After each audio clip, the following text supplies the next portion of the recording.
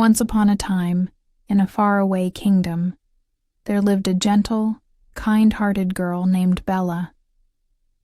She lived happily with her loving father in a warm home filled with laughter and love. Bella had everything a little girl could wish for: beautiful dresses, sparkling jewels, and warm meals every day. But what made her truly special was her heart, always ready to care for others. One day, while walking through the town with her father, Bella noticed a young beggar boy sitting on the ground, weak with hunger. She softly tugged at her father's sleeve and whispered a small wish. "Daddy, if I share this loaf with that boy over there, will I still have enough for myself?" Her father smiled gently, the proud smile of a man who knew his daughter's heart was in the right place. "My dear, a heart that shares is the most precious thing I could ever give you." Not long after, Bella's father brought home joyful news. He had met a kind woman and planned to marry her. With an open heart, Bella congratulated him sincerely, unaware that this would mark the beginning of her darkest days. After the wedding, the stepmother moved in, bringing along her 2 daughters, one tall and slender, the other plump and proud.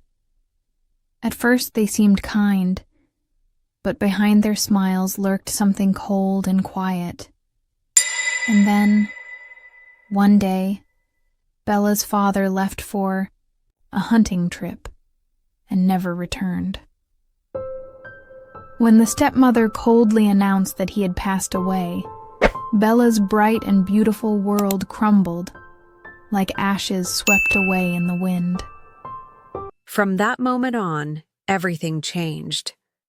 I tried to stay kind, to remember Papa's warmth, but my stepmother grew crueler with each passing day. Her daughters had fine gowns and feather beds, while I wore worn-out rags and slept beside the ashes. They gave me all the chores, and when I came in from the hearth covered in cinders, they laughed and began calling me Cinderella.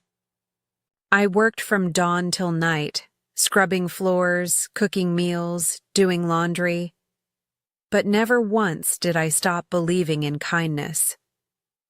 Then one day, something unexpected happened. A royal messenger came to our village and announced that the prince would hold a grand ball to choose his future bride. All the young ladies in the kingdom were invited.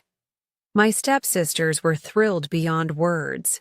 They spent days preparing gowns and curling their hair. I helped them without complaint, though deep down, I wished I could see the palace lights, just once. Of course, my stepmother laughed at the idea. She told me someone like me didn't belong in such a place. That evening, they left me behind, shimmering in silks, and I sat by the fire, my heart aching. Then a warm, magical glow filled the room. A small fairy appeared before me and introduced herself as my fairy godmother. With a flick of her wand, she turned a pumpkin into a golden carriage, and my torn dress into something breathtaking. And then, the glass slippers, the most delicate shoes I had ever seen. She warned me gently. Everything would vanish when the clock struck 11. I nodded and whispered a thank you through tears, then stepped into the night and into my destiny.